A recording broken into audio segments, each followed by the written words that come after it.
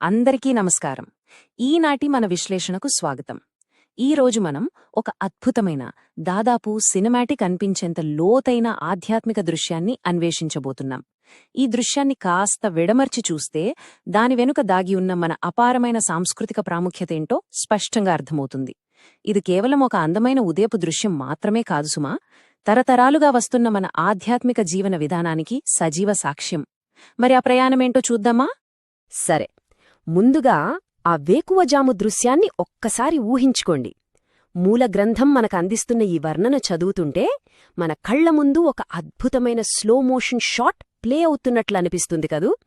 ఆ పొగమంచు, ఆ కాషాయ వస్త్రాలు, ఆ లేత సూర్యరశ్మి అన్నీ కలిసి ఎంత అపురూపమైన కాన్వాస్ను సృష్టిస్తున్నాయో చూడండి.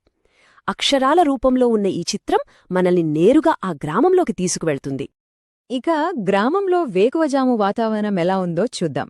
ఈ ఆధ్యాత్మిక ప్రయాణానికి అసలైన పునాది పడేది ఇక్కడే. గమనించారా? ఆ పొగమంచు, ఆ వేకువజాము సమయం, ఇవన్నీ ఎలా ఒక ప్రశాంతమైన, దాదాపు గాలిలో తేలుతున్నట్లుగా అనిపించే నిశ్శబ్ద స్థితిని ఏర్పరుస్తున్నాయో. సూర్యుడింకా పూర్తిగా రాకముందే ఆ మంచు తెరలు ఆ గ్రామాన్ని ఒక పవిత్రమైన ప్రదేశంగా మార్చేస్తాయి. ఈ సినిమాటిక్ స్లో మోషన్ దృశ్యం మన దృష్టిని పూర్తిగా కట్టిపడేస్తుంది కదా. ఒక అద్భుతమైన ఆధ్యాత్మిక అనుభూతికి ఇంతకంటే సరైన నాంది ఇంకేముంటుంది చెప్పండి. ఇక్కడే ఒక అత్యంత ఆసక్తికరమైన విషయం మనం గమనించాలి. అదే మన ప్రధాన వ్యక్తి జంగమదేవర పరిచయం. ఈ పొగమంచుగుండా ఆయన చేసే ప్రయాణమే ఈ మొత్తం సాంస్కృతిక విశ్లేషణకు మూలాధారం. శైవ సంప్రదాయంలో సంచరించే పవిత్రమైన భక్తుణ్ణి జంగమదేవర అంటారని మనకు తెలుసు. అయితే ఆయన రాక అనేది కేవలం ఒక సాధారణ నడక కాదు, అదొక సజీవమైన ఆధ్యాత్మిక చైతన్య ప్రవాహం. తదుపరి విభాగం కాషాయపు ప్రతీకలు. ఆ వేషధారణ వెనుక ఉన్న ప్రాముఖ్యత ఏమిటో ఇప్పుడు విశ్లేషిద్దాం. ఆ చల్లని తెల్లవారుజామున ఆయన ధరించిన ప్రకాశవంతమైన కాషాయ వస్త్రాలు ఎంత స్పష్టంగా కనిపిస్తున్నాయో కదా. మన సంప్రదాయంలో ఈ కాషాయ రంగు త్యాగానికి, స్వచ్ఛతకు, అలాగే అచంచలమైన భక్తికి అతి పెద్ద సంకేతం. ఆ మసకబారిన పొగమంచు వాతావరణంలో కూడా ఈ రంగు ఒక వెచ్చని ఆధ్యాత్మిక కాంతిని ప్రసరింపజేస్తూ తన బలమైన ఉనికిని చాటిచెపుతున్నట్లుగా అనిపిస్తోంది. ఇక ముచ్చటగా మూడవ అంశం భస్మం మరియు పవిత్ర రుద్రాక్షలు. ఆ వస్త్రాలకు తోడు ఈ పవిత్ర వస్తువులు మరింత లోతును ఎలా జోడిస్తాయో చూద్దాం.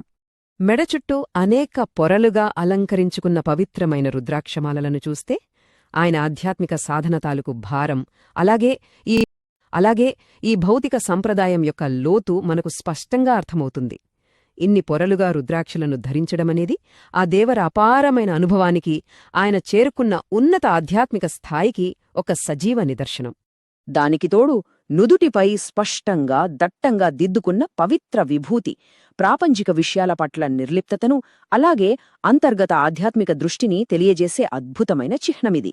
భస్మధారణ అనగానే నిరంతర ధ్యానానికి, ఆంతరంగ పరిశుభ్రతకు గొప్ప ప్రతీక అని మనందరికీ తెలిసిందే.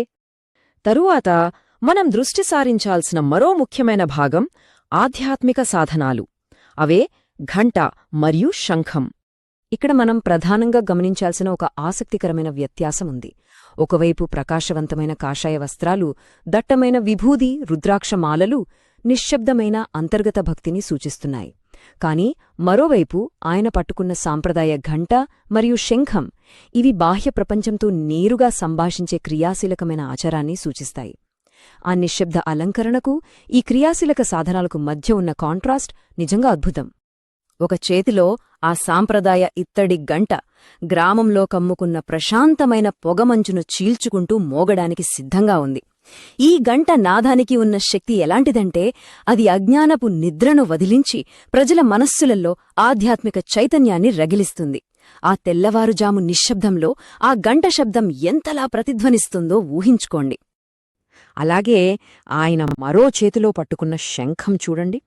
వాతావరణంలో ఆధ్యాత్మిక చైతన్యాన్ని మేల్కొల్పడానికి వేచి ఉన్న మరో శక్తివంతమైన శబ్ద సాధనమిది. శంఖనాదం ఎప్పుడూ ఒక పవిత్రమైన కార్యానికి లేదా రోజుకు శుభారంభాన్ని సూచిస్తుంది కదా. ఆ శబ్దం వినగానే మనసులో ఏదో తెలియని ప్రశాంతత, ఒక అంకితభావం దానంతటవే కలుగుతాయి. ఇక చివరిగా ఈ మొత్తం అంశాలు కలగలిపి ఒక గొప్ప సాంస్కృతిక ప్రయాణంగా ఎలా మారుతాయో తెలుసుకుందాం. ఇప్పటివరకు మనం చూసిన ఈ మొత్తం దృశ్యాన్ని ఒక్కసారి క్రోడీకరించి చూద్దాం. కాషాయ వస్త్రాలు, పొరలు పొరలుగా ఉన్న రుద్రాక్షమాలలు, దట్టమైన పవిత్ర విభూతి, ఇత్తడి గంట మరియు శంఖం ఇవన్నీ జంగమదేవర ఉనికిలోని విభిన్న పొరలు.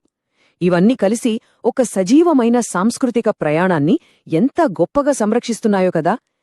ఇందులో ప్రతి ఒక్క మూలకం ఒక లోతైన వారసత్వాన్ని, తరతరాలుగా వస్తున్న ఒక ప్రాచీన విధానాన్ని నిరంతరం ముందుకు తీసుకువెళుతూనే ఉంది. సరిగ్గా అదే సమయానికి చెట్లగుండా వడకట్టబడి వస్తున్న ఆ లేత ఉదయపు సూర్యరశ్మి ఈ మేల్కొలుపు క్షణాన్ని మరింత స్పష్టంగా, కళ్లకు కట్టినట్లుగా ప్రకాశవంతం చేస్తుంది. ఆ సూర్యకాంతి జంగమదేవరపై పడినప్పుడు అది అక్షరలా ఒక దైవికమైన కాంతిలా గోచరిస్తుంది. ఆ తెల్లవారిజాము పొగమంచు, ఆ లేత సూర్యరశ్మి, ఆ పవిత్ర నడక అన్నీ కలిసికట్టుగా ఒక అద్భుతమైన ఆధ్యాత్మిక వాతావరణాన్ని సృష్టించాయి. నిజంగా ఇదొక సజీవ దృశ్యకావ్యం. ఈ విశ్లేషణను ముగించే ముందు మీకొక చిన్న ఆలోచన వదిలేస్తాను.